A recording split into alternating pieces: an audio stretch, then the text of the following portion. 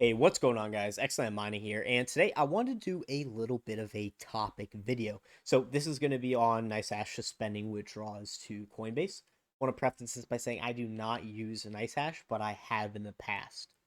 Now, with that being said, as a topic video, there's not going to be a whole lot going on the screen. I just want to, for a few minutes, give my thoughts and kind of what I think about it. And, definitely let me know in the comments below what you think about this whole situation with NiceHash suspending withdrawals to Coinbase and how that's affected you in your mining. So if you're not into those kind of videos and don't really want to listen to me or talk about that stuff, then, click away. But if you're interested in this, then stick around and we'll have some good things to say. All right, so the meat of this, NiceHash suspended withdrawals to Coinbase, right? And they said due to technical issues with Bitcoin withdrawals to Coinbase, we have decided to suspend the free type of withdrawal until Coinbase resolves their API issues. Now, this is a big deal because you didn't have insane amounts of fees going on when you were withdrawing, right? That was one of the benefits. Now, when you got over to Coinbase, you got your fees to translate it into USD, take it over to your bank, all that. But this was a big deal that you didn't have those fees when you were coming out of NiceHash.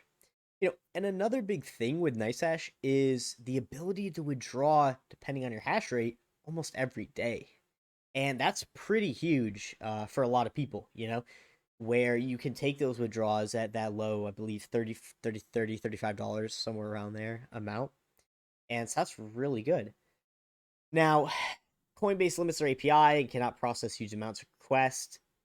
How true this is, what is actually going on behind the scenes, we don't know. However, with the big boom in crypto we had, last week or so, where things went up super high and then people started dropping like crazy and coming out of Ethereum, making fees go nuts. There were some really high days there.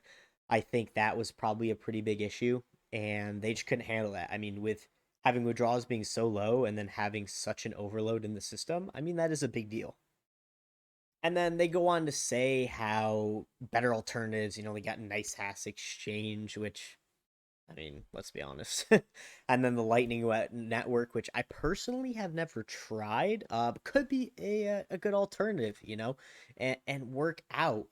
I think this is a big step in the wrong direction if NiceHash could have avoided it, because so many people rely on that easy, no fees of Coinbase. It's so simple, and a lot of people have it.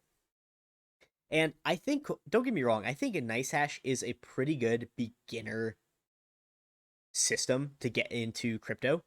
They did have a few years ago the whole hack and all that. If you don't know about that, briefly, basically that got hacked, a bunch of Bitcoin stolen, and they took a while to pay back. There you go. And you can do your own research and then look more into that if you want. Yeah, it's a good beginner software. It helps you get an understanding of mining, how the process works, and it's super simple. A click of a few buttons and you're, mining. There is a few misconceptions on what you're mining, and you're kind of given in your hash rate, and so it's a bit of a weird system. And because of that convenience, you're also paying higher network fees.